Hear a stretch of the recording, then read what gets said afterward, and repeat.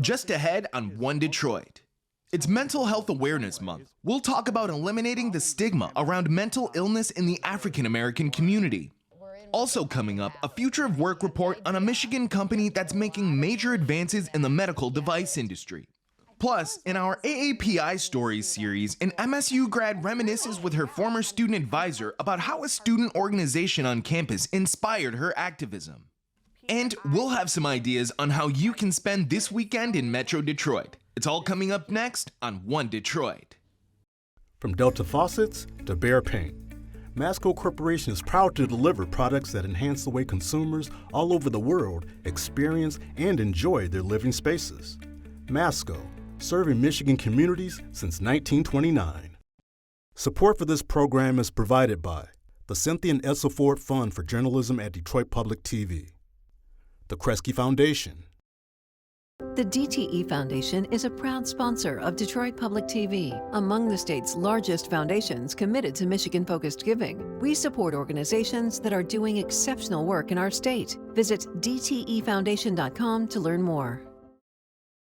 Nissan Foundation, and viewers like you.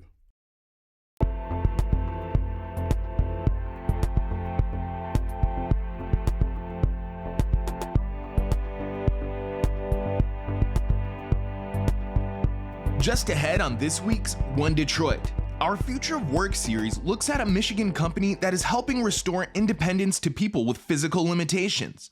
Plus, a Michigan State University grad explains how joining a school's Asian Pacific American student organization changed her life.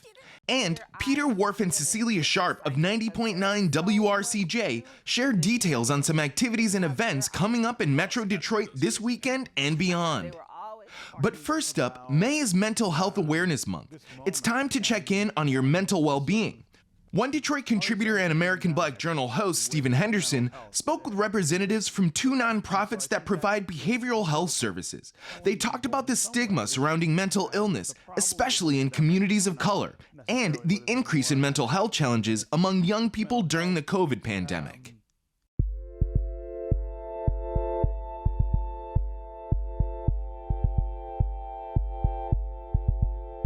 So I want to talk specifically about children, our kids, and the ways in which the pandemic made mental health more of an acute issue for them. In some ways, I think it's kind of an obvious thing to have happened given the disruption to them. But again, I'm not sure that the kind of attention that the issue needs is being put on it. Jamila, tell us about the kind of things that you're seeing with children that is different from the rest of the population.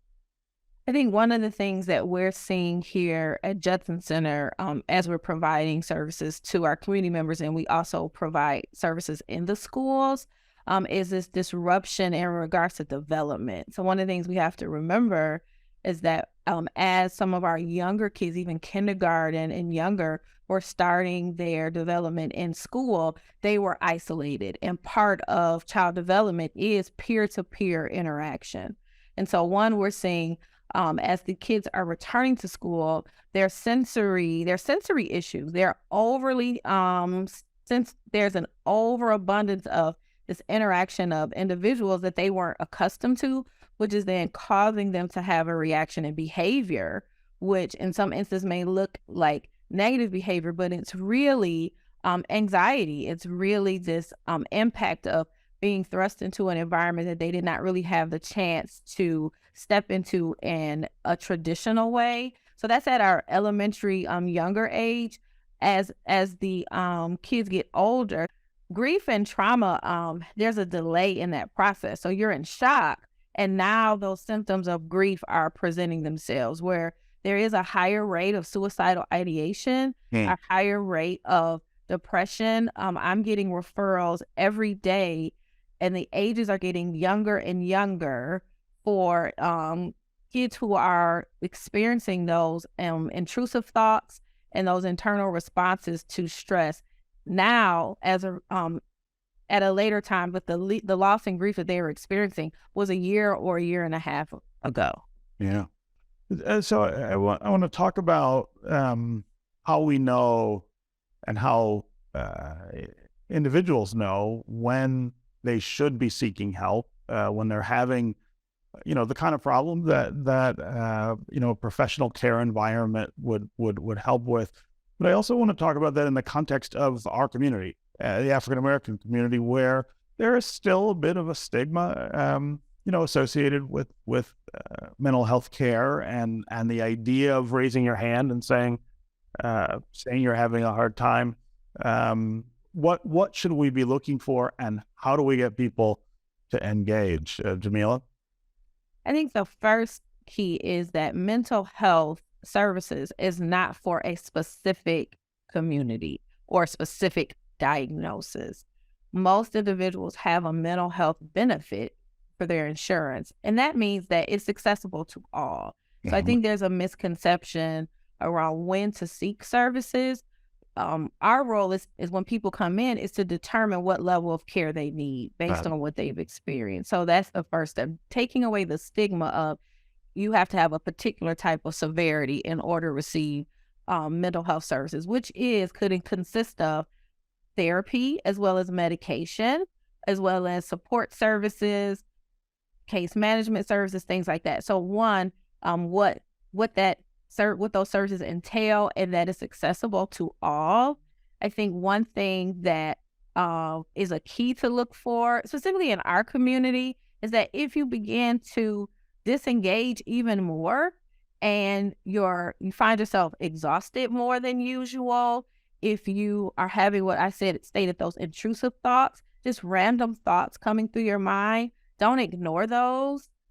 Pay attention to them, because over time, thoughts can turn into action. And then also, if you're noticing that your temper is changing, part of anxiety is that sort of adverse reaction to things, being angry or aggressive. We assume that we're upset or it's just a bad day, but you could be overstimulated and your anxiety could be increasing. Michael, how do we identify when we need help, and how do we get more African Americans to be comfortable with that idea? So African Americans, this is an issue that's unique to African Americans. Let me first state that. And predominantly in communities of color, whether it's Latino Americans, Arab Americans, Asian Americans, the stigma or for people who require mental health treatment, people seeking mental health treatment, is extremely high. The fear that they're going to be labeled crazy by their friends and loved ones is still out there. One of the encouraging signs that we've seen is that the younger generation, particularly people who are under the age of 21, have been far more, and college-age individuals as well, have been far more receptive to being open about their mental health struggles, engaging in treatment, and seeking out that help. So generationally, it is changing. But anecdotally, our aunts and uncles and grandmothers and grandfathers, they're still on that same page of, just, deal with it, walk it off. It's going to be okay. We don't talk to people about our problems. That's not the path forward that we need to do. Encouraging signs have been that the primary care community has started engaging in things that can help get more people into treatment. If you've been to a physician in the past few years, oftentimes they'll ask, how are things going at home? Have you had any thoughts or any struggles with regard to stress? Or have you had any thoughts of harming yourselves or others? Your primary care doctors are now asking those questions. I think we could all benefit from what I call a mental health checkup every year. Mm-hmm. Just like you go to your primary care doctor to make sure that your blood sugar levels are okay, your cholesterol is okay. Talk to a therapist or a psychiatrist once a year. You may not be having any issues that you may be aware of, but just sit down, talk to them. If they say, okay, everything seems to be fine with you, great. See you next year. But if they detect something that may require a follow-up visit, then handle that, at the appropriate time. We're continuing our Future of Work series with a report on a company that is creating innovative solutions in the healthcare and medical device spaces. Wareologie manufactures products that help restore independence to people with physical disabilities. I spoke with the company's CEO and founder, Gina Adams, about the inspiration behind her products and the process of getting them to market.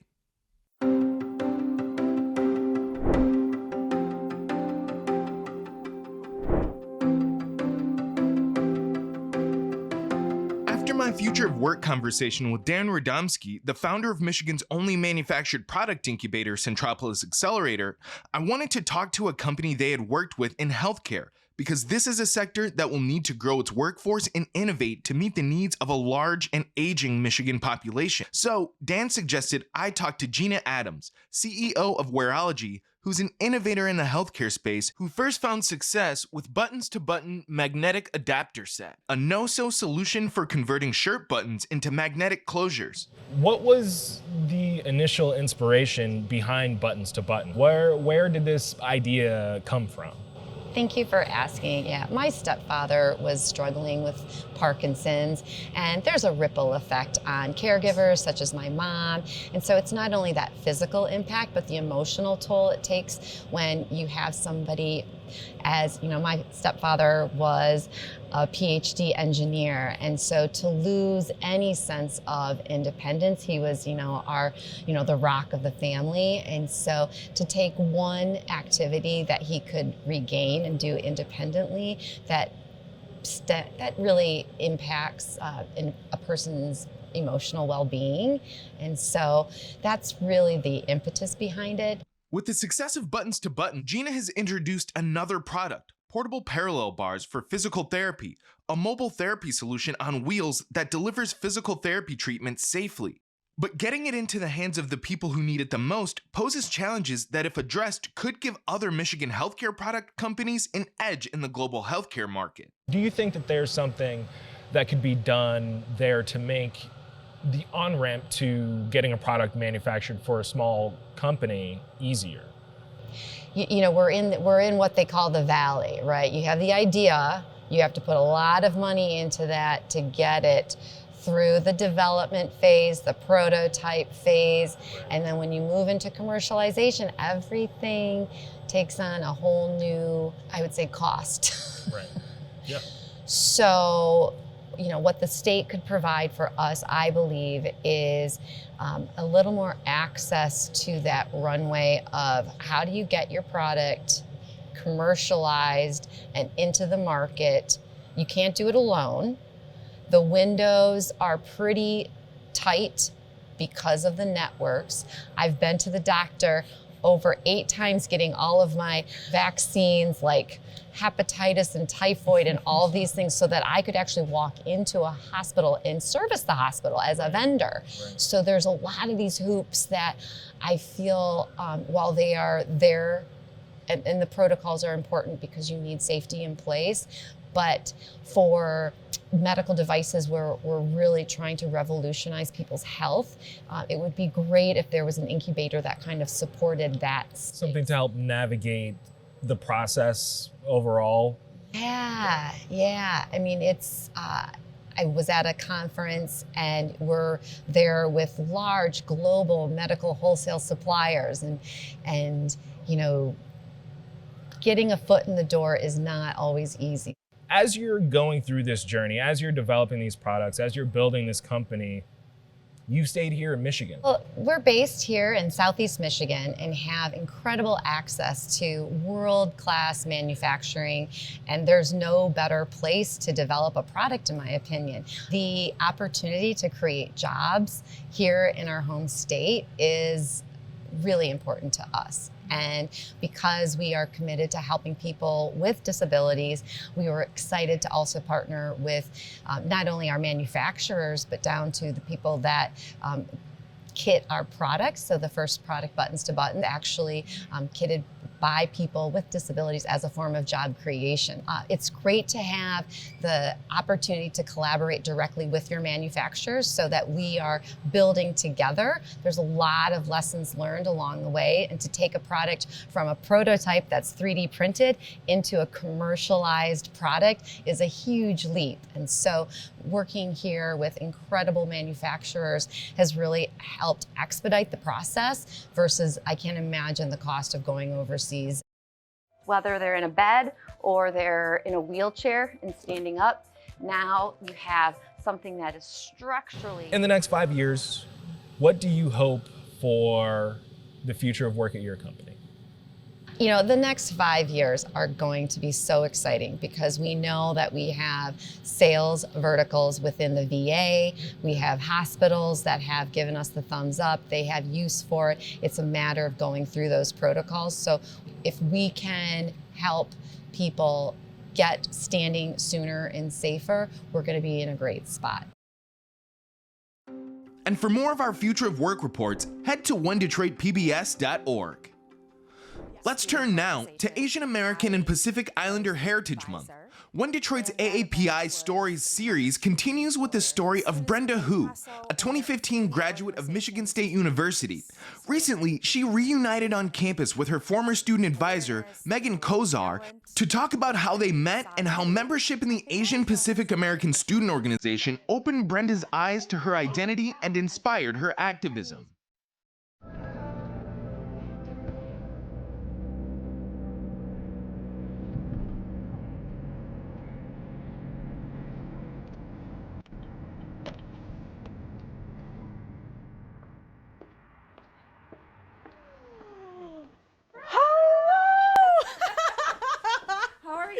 Good. It's so good to see you. Ooh, and it smells so great in here. Oh, good. Okay. Well, I don't remember when I first met you, Megan, but I do remember when I first saw you.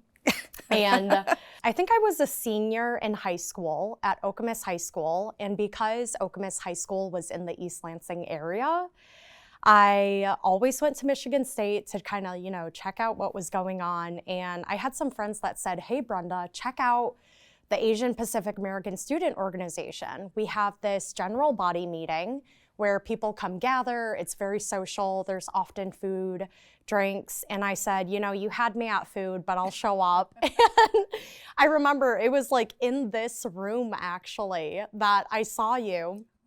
So I met you at APASO's pageant, which is the Asian Pacific American Student Organization. I was the advisor.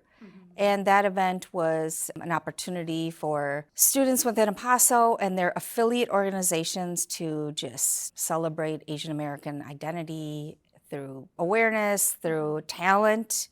And I saw you. I think I was representing the Chinese Student Coalition. Oh, really? But, yeah, I'm part Chinese, part Vietnamese. I didn't know that. Oh my gosh. Look, I was like, however I can get into this pageant, however they'll take me, sign me up.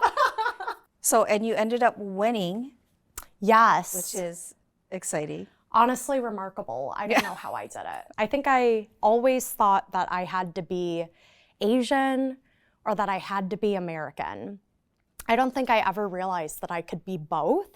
And for the first time in my life, when I went to Michigan State University and saw you and people from this Asian Pacific American community, I thought, oh my gosh, like I'm not alone and we can be cool. We can be kings and queens in this pageant and rock on. Like I want to be a part of that. So what drew you to APASO and what made you, more importantly, stay with APASO? Because you were an e-board member for several years. I think freshman year, I was an affiliate. So just like a member attending Asian Pacific American Student Organization events. And I thought, wow, this is really cool. Like I want to build a home here. And a lot of the people that I've met, like I want to be in touch with them. I want to be around them. This is great.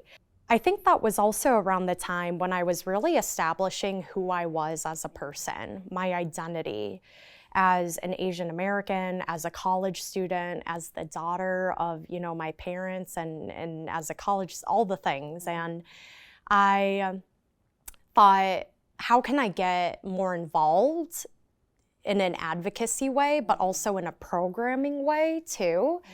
Because if I don't serve on the board, like, you know, how are we gonna make change? How am I gonna make change? So I started as secretary my sophomore year, and that was really fun. And I thought, wow, this is truly a way to make change. But I remember what was so unique about you. You were doing things to advocate for women. Yes. And what made you lead to do programming around sexual assault awareness? Yeah. I think that is something that I won't forget. And then you were also part of the Women's Advisory Board. Yeah. Yes. It was the first year that MSU was requiring incoming freshmen to take the sexual assault relationship violence prevention class. And they were looking for peer educators, is what they called them. I grew up, you know, with sexual abuse, and I knew a lot of people who had been sexually abused, and I think it's a very taboo topic to talk about, not only in general, but in the Asian American community.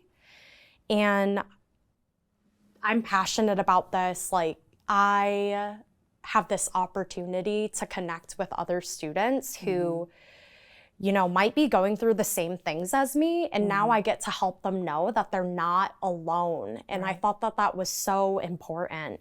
And I really wanted to destigmatize that in the Asian American community here, because it's a tough topic to talk about, period. So women empowerment was super important to me. My mom is a strong, beautiful, independent woman. She inspires me every day. That's why I wanted to, you know, share my story and also advocate and get into activism, not only for communities of color, but also for survivors. Yeah. Well, I loved how your programming supported the Asian American community, but it was also topics that were very universal. It was really important and very eye-opening when you did that. And you can see more of Brenda and Megan's story along with our other AAPI stories at whendetroitpbs.org. Now, here's Cecilia Sharp and Peter Worf of 90.9 WRCJ with a rundown on some upcoming events in today's One Detroit Weekend. Peter, I am brimming with excitement because there is so much to do this weekend. What do you have your eye on? I'm looking at the Spring Awakening concert from the Livonia Symphony Orchestra.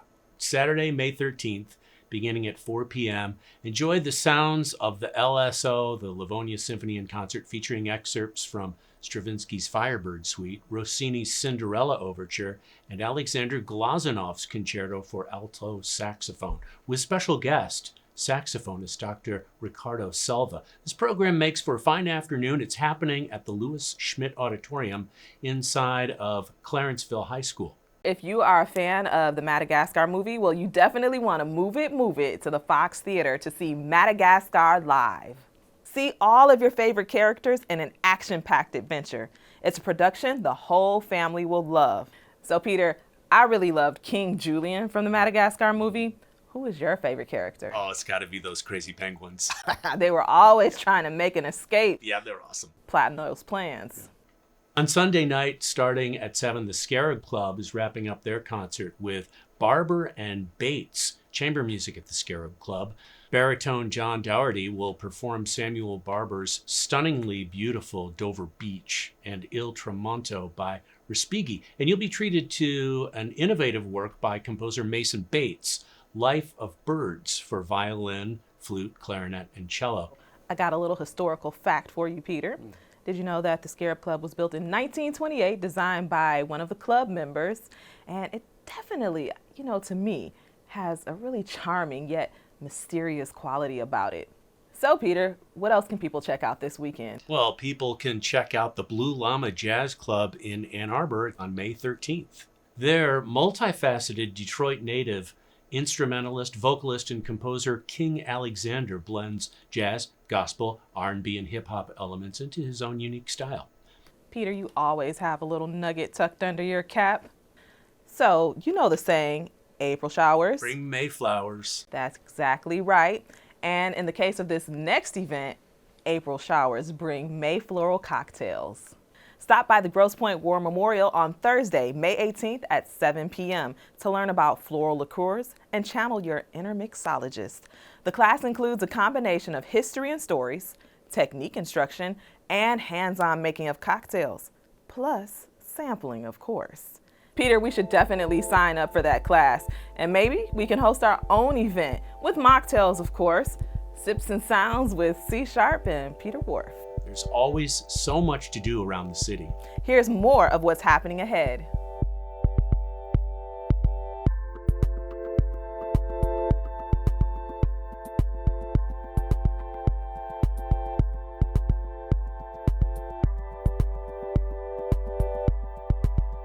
That will do it for this week's One Detroit. Thanks for watching. Head to the One Detroit website for all the stories we're working on. Follow us on social media and sign up for our weekly newsletter. From Delta Faucets to Behr Paint, Masco Corporation is proud to deliver products that enhance the way consumers all over the world experience and enjoy their living spaces. Masco, serving Michigan communities since 1929. Support for this program is provided by the Cynthia and Edsel Ford Fund for Journalism at Detroit Public TV, the Kresge Foundation. The DTE Foundation is a proud sponsor of Detroit Public TV, among the state's largest foundations committed to Michigan-focused giving. We support organizations that are doing exceptional work in our state. Visit dtefoundation.com to learn more. Nissan Foundation and viewers like you.